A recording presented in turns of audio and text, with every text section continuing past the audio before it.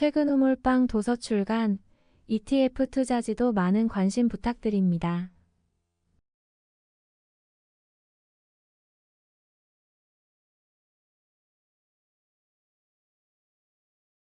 안녕하세요. 태구는 몰빵입니다. 증시가 이번 주에는 반도체가 좀 빠지면서 반도체 외적인 섹터로 수급이 분산이 되는 흐름이 나타났습니다. 다만 저는 개인적으로 계속해서 반도체를 좋게 보고 있고, 지금처럼 다른 섹터로 이목이 쏠리면서 반도체가 조정이 왔을 때 좋은 종목들로 계속 비중을 늘려나가는 것이 맞다라고 생각을 하고 있는데요. 그런 측면에서 오늘도 반도체 기업을 한번 소개를 해보려고 합니다. 오늘 소개를 하려고 가져온 기업은 동진세미캠이라는 회사인데, 회사의 비즈니스와 반도체를 지금도 사모야 한다는 생각을 갖고 있는 이유에 대해서 이번 동진세미캠의 실적 발표와 또 기업이 하고 있는 비즈니스 상황을 통해서 설명을 드려보도록 하겠습니다. 이번 주 5월 10일에 동진세미캠에서 24년 1분기 실적 발표가 있었는데 내용이 생각보다 좋았습니다. 매출은 3,329억 원, 영업이익은 470억 원을 기록을 했습니다. 시장 컨센서스 대비해서는 높은 수준의 이익을 달성한 것으로 보이고, 그러면서 이제 주가가 반등을 이어나갔습니다. 실적 발표 내용에는 고객사별로 매출을 구분해서 회사가 알려줬는데, 삼성전자가 1422억 원, BOE가 470억 원, 그리고 하이닉스에서 321억 원, 그 밖에 LG 디스플레이나 기타 고객사가 있었습니다. 사실 동진세미캠은 대표적으로 삼성전자향 매출 비중이 상당히 높은, 과거부터 삼성 쪽의 밸류체인의 대표적인 종목이라고 할 수 있겠는데요. 동진세미캠의 사업 부문을 한번 살펴보도록 하겠습니다. 크게는 반도체, 디스플레이, 2차전지 3개의 사업부를 하고 있다라고 말씀을 드릴 수 있는데, 지금까지는 주력 사업부가 반도체와 디스플레이 쪽이었는데, 앞으로는 2차전지 쪽을 좀 더 키우면서 디스플레이는 조금 줄이는 형태로 가려고 하는 것 같고, 반도체 사업 부문은 조금 더 집중하는 형태로 움직이고 있습니다. 반도체 부문은 노광 공정이라고 하는 단계에서 꼭 필요한 포토레지스트라고 하는 감광액을 만들어서 삼성전자 향으로 주로 공급을 하고 있습니다. 노광 공정이라고 하는 단계는 반도체 칩을 만드는 과정에서 웨이퍼에 반도체 회로를 그려 넣는 작업을 말을 하는데, 이때 감광액을 웨이퍼에 코팅을 해서 회로를 그리기 때문에 결국 반도체를 만드는데 필수 소재라고 할 수가 있겠습니다. 그래서 생산량이 늘어날수록 감광액의 수요가 늘어날 테니까 반도체 업황에 굉장히 민감한 제품이다라고 말씀을 드릴 수가 있겠습니다. 최근에는 시장에서 특히 주목했던 반도체 종목들을 보시면 한미반도체 같은 종목처럼 HBM 시장에서 중요한 역할을 하는 기업들을 중심으로 주가가 많이 올랐었고, 포토레지스트 감광액을 하는 동진세미캠은 그에 비하면 레거시 체인 내 종목이라는 시장의 인식이 있기 때문에 상대적으로 재미가 없었습니다. 그렇다고 해서 전혀 관련이 없는 것은 아니라고 생각이 들고요. 동진세미캠도 HBM용으로 감광액을 SK 하이닉스로 공급을 한다는 이야기가 있는데, 일반적으로 고객사가 어디 라인에 동진의 포토레지스트를 쓰려는지 정확하게 동진도 파악이 어려운 부분이 있는 것으로 알고 있습니다. 그런데 포토레지스트 또한 반도체 산업 내에서는 계속해서 발전해야 하는 중요한 부문이고, 지금도 계속 끊임없이 차세대 기술력으로 움직이고 있습니다. 아무래도 노광 공정에서는 감광액을 웨이퍼에 코팅을 시키고 빛을 조사를 하게 되면 화학 반응이 나타나게 되는데요. 이 과정에서 더 미세하게 회로를 그려 넣기 위해서는 더 짧은 파장의 광원을 조사를 해야 하고, 이 과정에서 감광액도 따라서 발전을 해야 되는 상황입니다. 쉽게 설명을 하자면 오래된 자동차에 들어가는 중요한 부품 중에 한 가지를 최신 제품으로 바꾸면 그 제품을 커버해주는 다른 부품도 유기적으로 움직이기 때문에 같이 최신 부품으로 바꿔줘야 한다라는 느낌 정도로 설명을 드릴 수가 있는데요. 지금은 KRF라고 하는 형태의 감광액이 브라크립톤이라고 하는 형태로 만들어져서 주로 사용이 되고 있고, 이 표에서 보시다시피 여기서 더욱더 발전을 하게 되면 ARF라고 하는 불화 아르곤으로 그리고 더 미세 공정으로 가려면 결국에는 EUV 감광핵으로 가야 하는 이슈가 있습니다. EUV는 특히 성능 개선과 함께 소형화가 더 필요했던 CPU나 핸드폰이 들어가는 AP와 같은 제품군, 그러니까 비메모리 반도체 쪽에서 먼저 채택이 되기 시작했고, 많은 분들이 이제 EUV는 반도체 쪽에 관심이 있는 분들이라면 이야기를 많이 들어봤을 법한 용어일 겁니다.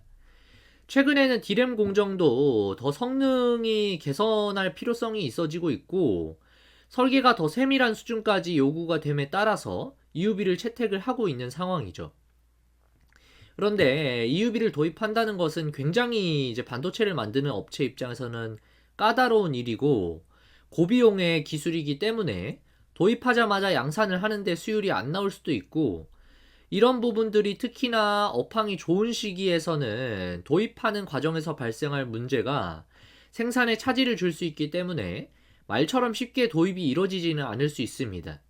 삼성전자가 하이닉스보다는 EUV 도입을 더 적극적으로 해오고 있는 업체라고 알려져 있는데, 삼성전자는 과거에 일본의 수출 규제로 인해서 2019년도쯤에 EUV PR을 일본 기업인 JSR이라는 업체로부터 주로 수입을 해오다가 크게 이 수출 규제 이슈로 인해서 공급망에 차질이 생겼던 사례가 있습니다.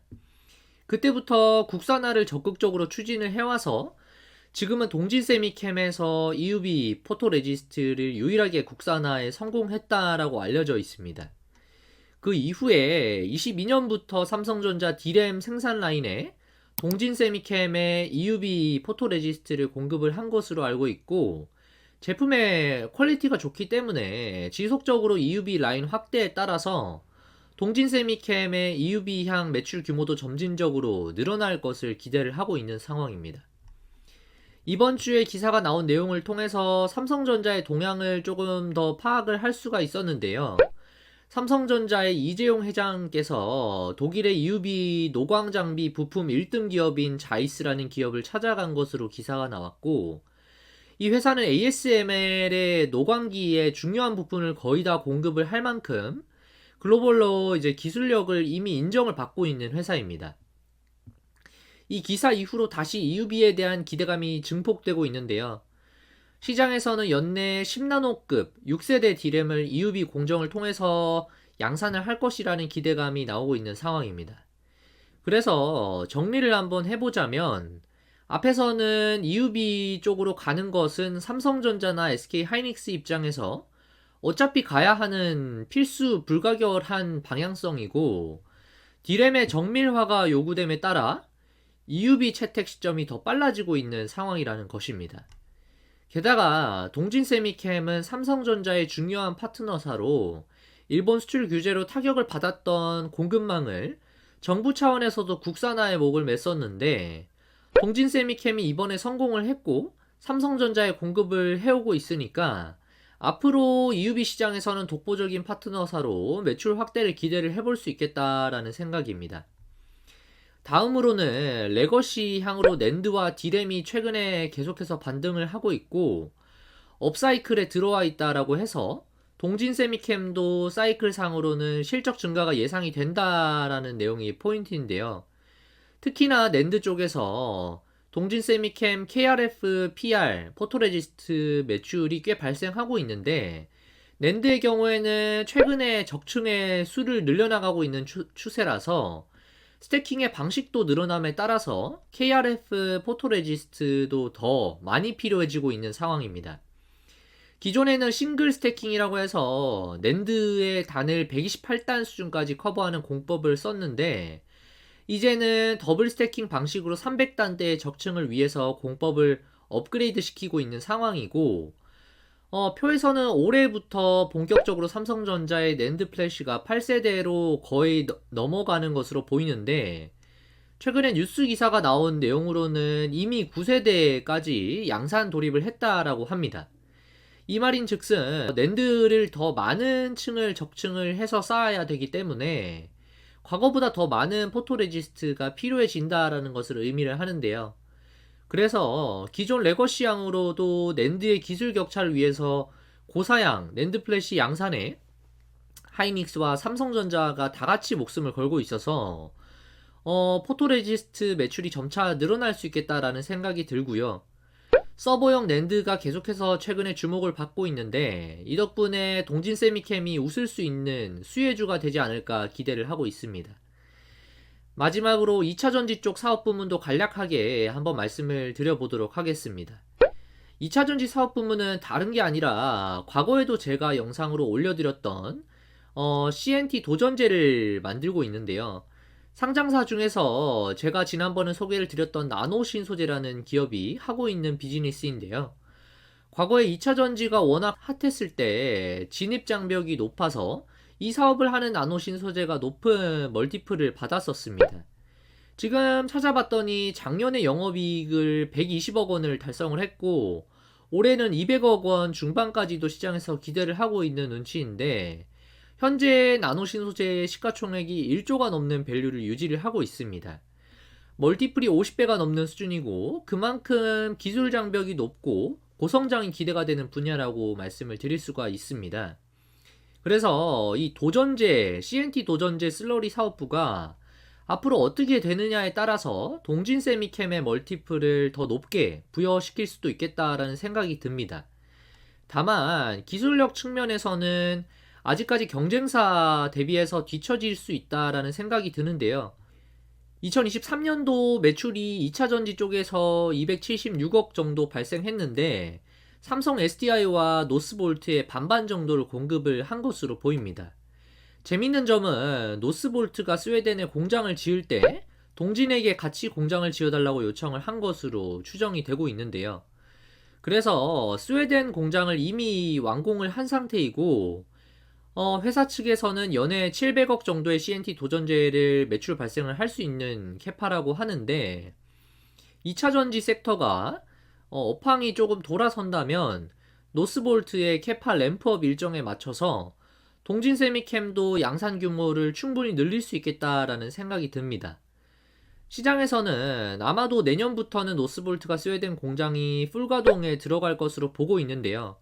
표에서 보시다시피 동진세미캠의 주요 고객사인 노스볼트와 그 밖에 이제 삼성 SDI가 생산 캐파를 봤을 때는 업황이 별로 좋지 않은 지금도 계속해서 늘려나가고 있고 3년간 지속적으로 늘려나갈 전망인 것으로 파악이 되고 있습니다. 고객사의 생산이 늘어남에 따라서 이런 상황에서 2차전지 업황이 돌아선다면 본격적으로 신규 매출인 2차전지 사업 부문에서 매출이 폭발적으로 성장할 가능성도 있다라고 보고 있습니다. 2차전지 쪽은 사실 정확하게는 아직까지 파악이 어려운데 회사 쪽에서는 기존의 다른 사업부들의 평균적인 마진율보다 더 고수익성의 사업이라고 이야기를 하고 있어서 OP 마진이 더 높아질 수 있을 것으로 보이고요. 반도체 쪽 위주로 돌아갔을 때 기존의 동진세미캠이 OP 마진이 10에서 15% 정도 왔다 갔다 했는데 보수적으로 이 정도의 마진율이 2차전지 쪽에서 나온다고 계산을 하면 내년부터는 100억 수준의 영업이익이 2차전지 쪽에서 신규로 발생할 수 있겠다라는 기대감이 듭니다.